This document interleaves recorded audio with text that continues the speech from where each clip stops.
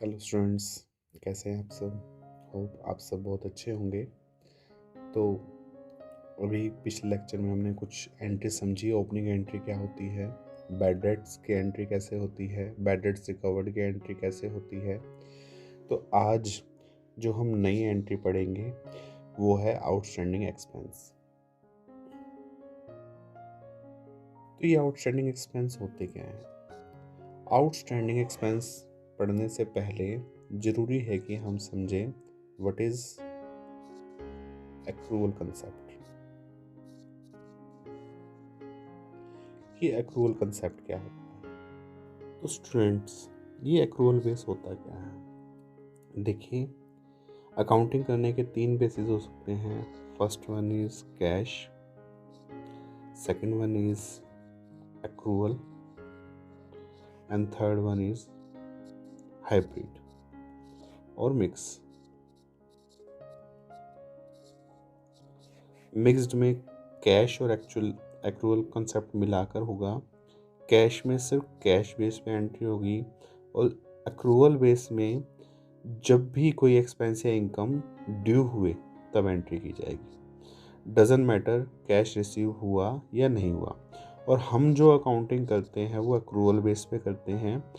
जो ये mixed basis है इसे प्रोफेशनल लोग यूज़ करते हैं।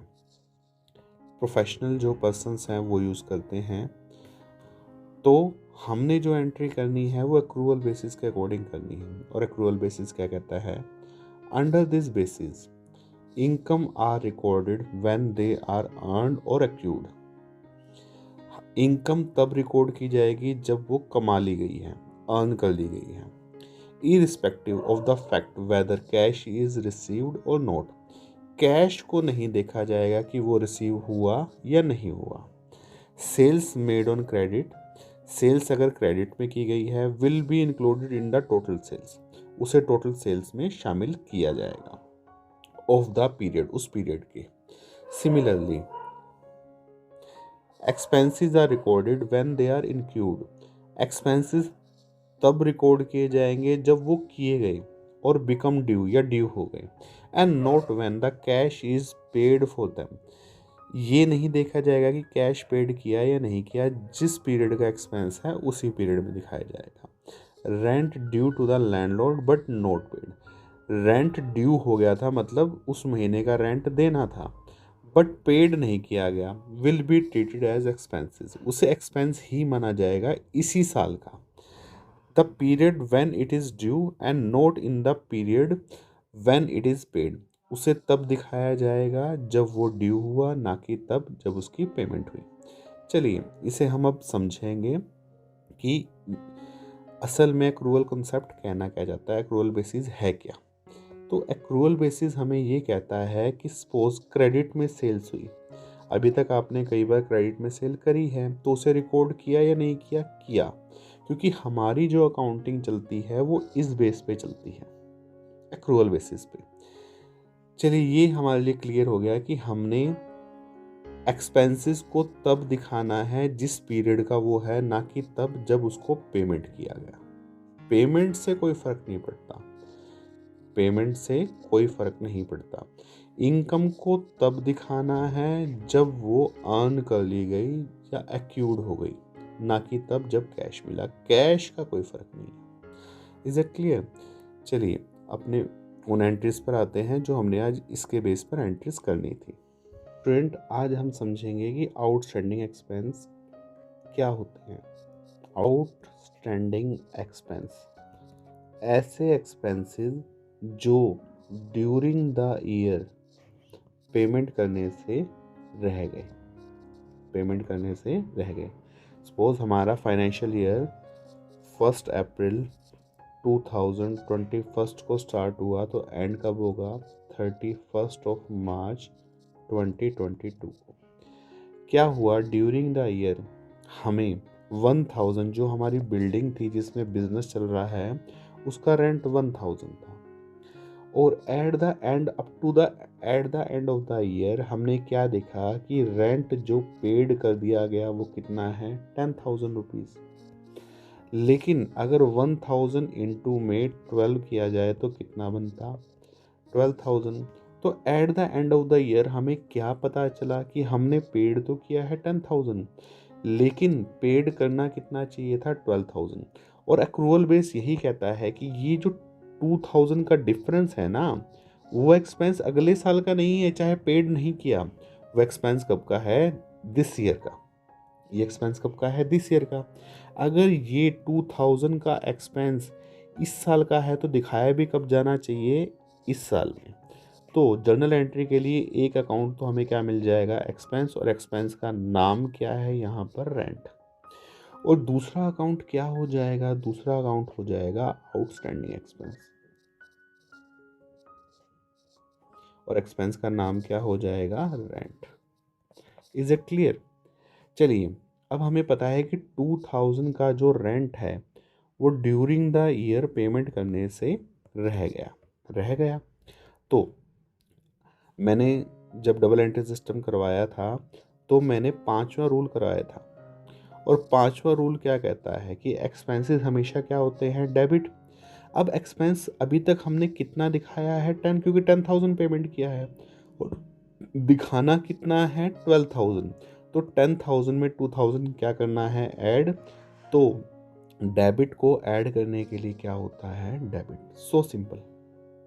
तो आज एक्सपेंसेस जो रेंट है फिर से क्या होगा? डेबिट। ये रिजल्ट है। चलिए, आउटस्टैंडिंग एक्सपेंस। वैसे तो ये पर्सनल अकाउंट होता है, लेकिन इस पे पर्सनल अकाउंट का रूल नहीं लगेगा। पर्सनल अकाउंट का रूल क्यों नहीं लगेगा? ना तो हम किसी को रेंट दे रहे हैं, ना ही किसी से ले रहे हैं। तो अब ये है क्या? देखिए, नेचर से देखिए, 2,000 रुपीज़ अभी तक हमने नहीं दिए, और अब कब देंगे? साल के एंड के बाद, अगले साल देंगे। तो सोच के देखिए, जब मैंने ओपनिंग एंट्री बताया तो मैंने आपको बताया था कि सिर्फ या तो असेट्स कैरी फॉरवर्ड होती हैं या लाइबिलिटीज कैरी फॉरवर्ड होती हैं। अब 2,000 रुपीज़ देने हैं तो बिजनेस के लिए क्या होगी? लाइबिलिटी।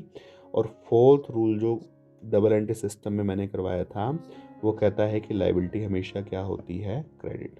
देखिए, एंट्री क्या बन जाएगी? एंट्री बन जाएगी rent account debit to outstanding rent account. कितने से? 2,000 2,000। So simple. चलिए दोबारा समझते हैं ये आउटस्टैंडिंग एक्सपेंस क्या होता है। देखिए, it is quite common for a business enterprises to be left with some expenses which are yet to be paid at the end of the year. कुछ एक्सपेंसेस ऐसे होते हैं जो at the end of the year payment करने से रह जाते हैं, ड्यू टू वन रीजन और अदर। कुछ भी रीजन हो सकता है। Such expenses are termed as outstanding expense. ऐसे ही एक्सपेंसेस को क्या नाम दिया जाता है? Outstanding expenses. These are the expense which should have been paid during the current year but which have not been paid. इन्हें किया जाना था इसी साल में पेमेंट, लेकिन नहीं कर पाए। अब नहीं कर पाए, इन्होंने एग्जाम्पल क्या लिया? इन्होंने एग्जाम्पल लिया कि एक एम्प्लॉई है, उसकी सैलरी कितनी है? 1,000 per month.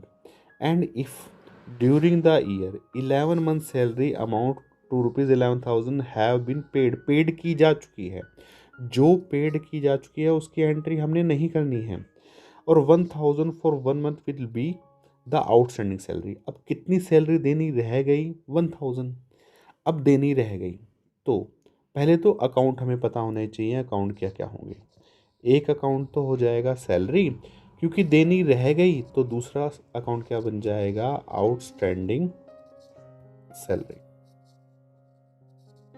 Is it clear? ये पर्सनल अकाउंट होता है लेकिन रूल नहीं लगेगा। ये नॉमिनल अकाउंट होता है लेकिन इस पर भी रूल नहीं लगेगा। नॉमिनल अकाउंट का रूल कौन से लगेंगे? जब मैंने डबल एंट्री सिस्टम कराया था तो वहाँ पे फोर्थ और फिफ्थ दो रूल यूज़ किए थे। इस पे तो लगेगा रूल नंबर 5 और इस पे लगेगा रूल नंबर 4। तो फिफ्थ रूल क्या कहता है कि एक्सपेंस का नेचर क्या होता है? डेबिट। पहली चीज़ तो हमें ये पता होनी चाहिए। अब हमने ऑलरेडी कितना सैलरी दे दी है? 11,000। कितनी और देनी है? 1,000। तो टोटल कितनी देनी थी? 12,000। तो आपने 1,000 ऐड किया या लेस किया? ऐड किया। और मैंने बताया था कि अकाउंटिंग में प्लस माइनस नहीं होता, प्लस माइनस की जगह डेबिट क्रेडिट होता है। डेबिट को इंक्रीज करने के लिए दोबारा क्या करना पड़ेगा, डेबिट। तो आज हम सैलरी को क्या करेंगे, डेबिट। अब आउटस्टैंडिंग देनी रह गई, जो चीज़ किसी को पेएबल है बिजनेस के द्वारा, बिजनेस ने कोई चीज़ आउटसाइडर्स को पेमेंट करनी है, तो वो बिजनेस के लिए क्या बनती है, लाइबिलिटीज़। और लाइबिलिटीज़ क्या होती है, क्रेडिट। चलिए, तो जर्नल एंट्री क्या बन जाएगी, जर्नल एंट्री बन जाएगी salary account debit 1000 to outstanding salary account 1000। So simple. अगर अभी भी समझ में नहीं आ रहा है तो आप मुझे कमेंट में लिखकर बता सकते हैं कि हमें ये चीज़ समझ में नहीं आई है। चलिए आगे बढ़ते हैं। चलिए स्टूडेंट्स, आज की जो हमारी नेक्स्ट एंट्री है, क्या समझना है हमने, प्रीपेड एक्सपेंसेस। ये प्रीपेड एक्सपेंसेस क्या होते हैं, ये एक्रूअल कंसेप्ट से ही जुड़ा हुआ है। जिस तरह से एक्रूअल कंसेप्ट में हमें बताया गया था कि जो एक्सपेंस जिस पीरियड का है उसे उसी पीरियड में दिखाना है, जो एक्सपेंस जिस पीरियड से रिलेट है उसे उसी पीरियड में दिखाना है। प्रीपेड, पहले ही पेड कर दिया, कब के लिए, नेक्स्ट ईयर के लिए। पहले ही पेड कर दिया, कब के लिए, नेक्स्ट ईयर के लिए। सपोज रेंट जो जिस बिल्डिंग में बिजनेस चल रहा है उसका रेंट सपोज 2000 पर मंथ है, लेकिन eight the end of the year, eight the end of the year क्या पता चला, पता चला कि बिजनेस ने तो 30,000 का रेंट दे दिया। देखिए, जानबूझ के तो नहीं पेमेंट हुआ होगा, एडवांस मांगा गया होगा, लेकिन एग्जैक्टली देखिए 2000 इंटू में 12 कितना बनता था, 24,000, लेकिन कितना दे दिया, 30,000। तो कितना एक्स्ट्रा दे दिया, 6,000 एक्स्ट्रा दे दिया। जो ये एक्स्ट्रा दे दिया गया इसे ही हम कहेंगे प्रीपेड रेंट। पहली बात तो ये क्लियर होगी, प्रीपेड पहले से ही पेड कर दिया, कब के लिए, अगले साल के लिए।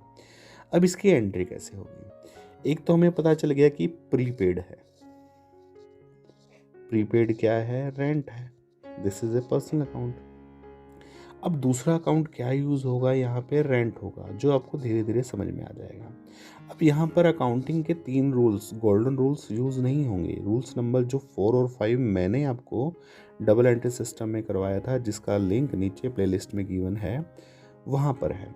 तो रूल क्या अप्लाई होंगे, देखिए रेंट पे पहले रूल अप्लाई करते हैं। रेंट एक्सपेंस का नेचर क्या होता है, डेबिट। अब देखिए एक्सपेंस पेमेंट कर दिए 30 और करने चाहिए थे 24, तो 30 कर दिए, करने चाहिए थे 24, तो इस साल का एक्सपेंस तो कितना बनना चाहिए था, 24, लेकिन हो कितना आ गया, 30। लेकिन हम 30 नहीं दिखा सकते, क्योंकि अक्रूवल कंसेप्ट यही कहता है कि जो एक्सपेंस जिस पीरियड का है उसी में दिखाया जाएगा। Is it clear. तो एक्सपेंस 6,000 तो इस साल का है ही नहीं, तो इसे 30,000 में से क्या करना पड़ेगा, माइनस, और बनाना क्या पड़ेगा, 24।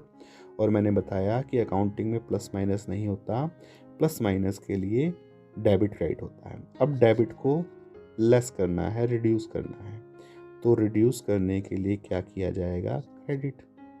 कितने से क्रेडिट कर दिया जाएगा, 6,000 से।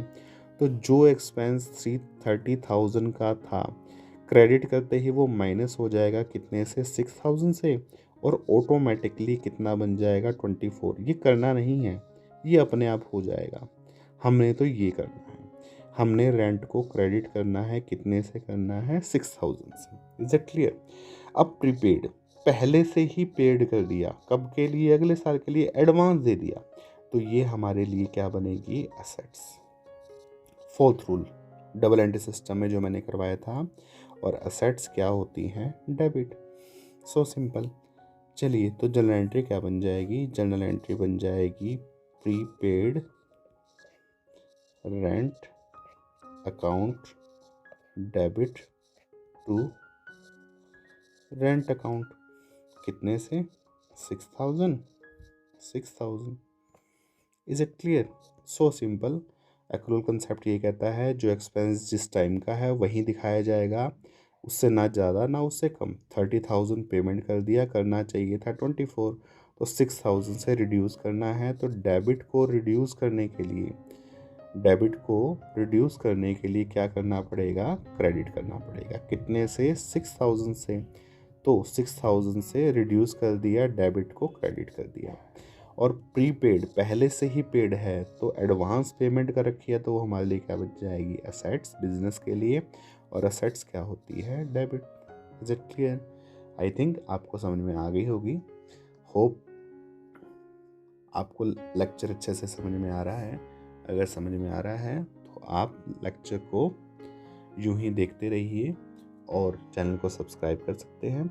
इससे अगली जो नेक्स्ट एंट्री है वो हम अगले लेक्चर में पढ़ेंगे। Thank you very much.